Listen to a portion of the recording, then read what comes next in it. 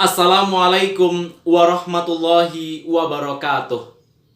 Shalom, salam sejahtera, Om Swastiastu, Namo Buddhaya, salam kebajikan.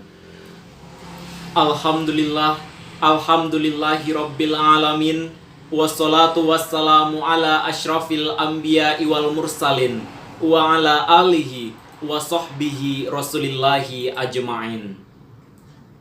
Puji syukur, marilah kita ucapkan kehadirat Allah Subhanahu wa Ta'ala yang telah melimpahkan rahmat, nikmat dan karunia-Nya kepada kita semua. Salawat dan salam kepada Nabi Muhammad sallallahu alaihi wasallam. Dewan Hakim yang terhormat serta hadirin sebangsa dan setanah air yang saya banggakan. Perkenalkan, saya Muhammad Ade Rizandi, mahasiswa jurusan Ilmu Hubungan Internasional Universitas Andalas. Pada kesempatan ini, saya akan menyampaikan sebuah pidato tentang pentingnya gerakan nasional revolusi mental dalam mewujudkan Indonesia yang maju, mandiri, adil, dan makmur.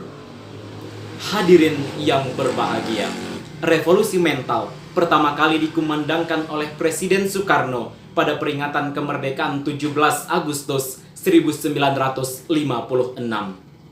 Revolusi mental adalah suatu gerakan untuk menggembleng manusia Indonesia menjadi manusia baru yang berhati putih, berkemauan baja, bersemangat elang Raja Wali, dan berjiwa api yang menyala-nyala. Soekarno mengungkapkan, jika revolusi di zaman penjajahan adalah perjuangan melawan penjajah, namun kini tentu memiliki arti yang berbeda. Tidak angkat senjata lagi, tetapi revolusi untuk membangun jiwa bangsa Indonesia.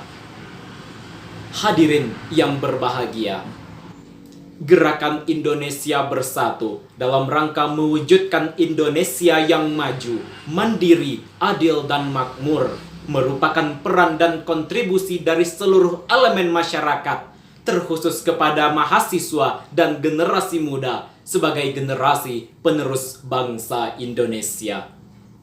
Hadirin, jika kita perhatikan pada tahun-tahun sebelumnya, kehidupan demokrasi Pancasila kita terus diuji dengan beragam ujian. Contohnya pada tahun 2019, munculnya beragam berita hoaks yang dapat memecah belah persatuan dan kesatuan bangsa Indonesia. Isu rasisme dan terorisme yang mengancam kehidupan berbangsa dan bernegara, sampai-sampai isu intoleransi antar umat beragama. Hadirin, dan jika kita lihat pada tahun 2020 ini, merupakan tahun-tahun tersulit bagi bangsa Indonesia. Bahkan di seluruh dunia, pandemi COVID-19 telah mengacaukan seluruh lini aspek kehidupan manusia. Dari sisi ekonomi, banyaknya terjadi pengangguran dan kriminalitas akibat dampak dari pandemi COVID-19. Dari sisi pendidikan lebih bobrok lagi. Sulitnya akses internet di berbagai daerah di Indonesia, ketimpangan sarana dan prasarana, serta terlihat jelasnya kapabilitas guru yang tidak sepenuhnya menguasai teknologi. Apalagi kita akan menghadapi revolusi industri 5.0. Hadirin, sebagai generasi muda, mahasiswa penerus bangsa Indonesia, sudah sepatutnya kita menjadi pembawa perubahan, menjadi agent of change, dan sebagai kontrol sosial dan ketauladanan bagi kehidupan demokrasi Pancasila kita. Tetapi hadirin, jika kita perhatikan, tidak hanya di masa pandemi ini saja, generasi muda kita banyak yang menyontek saat ujian, banyak membuang sampah sembarangan, serta titip absen pada teman seperjuangan. Lebih lanjut, generasi muda kita banyak yang malas, lebih memilih untuk rebahan sambil tiktokan, serta stalking IG-nya mantan.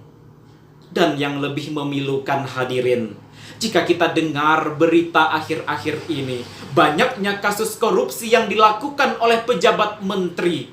Uang yang seharusnya untuk menyelamatkan kehidupan rakyat malah dikorupsi hanya untuk kepentingan pribadi.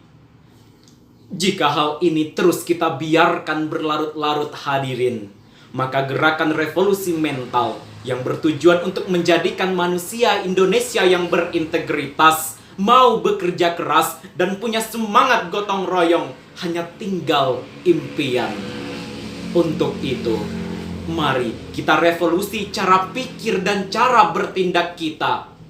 Dari yang awalnya hanya rebahan sambil scrolling TikTokan, menjadi generasi muda yang punya semangat dan daya juang.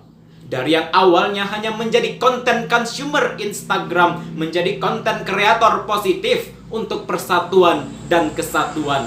Serta menjadi generasi terdepan dalam memanfaatkan teknologi dalam menyuarakan toleran dalam perbedaan.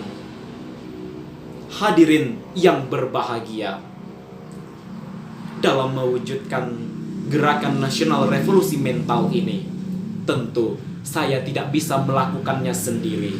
Pemerintah pun juga tidak bisa melakukannya sendiri. Untuk itu, mari kita saling sama-sama bersinergi untuk mewujudkan gerakan nasional revolusi mental ini. Berhenti menyontek, berhenti membuang sampah sembarangan, serta toleransi di antara semua perbedaan. Jika hal ini telah sama-sama kita terapkan, maka tujuan dari gerakan nasional revolusi mental ini untuk mewujudkan Indonesia yang maju, mandiri, adil, dan makmur. Indonesia menjadi bangsa yang kuat, menjadi bangsa yang bermartabat. Demikian yang dapat saya sampaikan. Terima kasih atas segala perhatian. Mohon maaf bila terdapat kekurangan. Wassalamualaikum warahmatullahi wabarakatuh.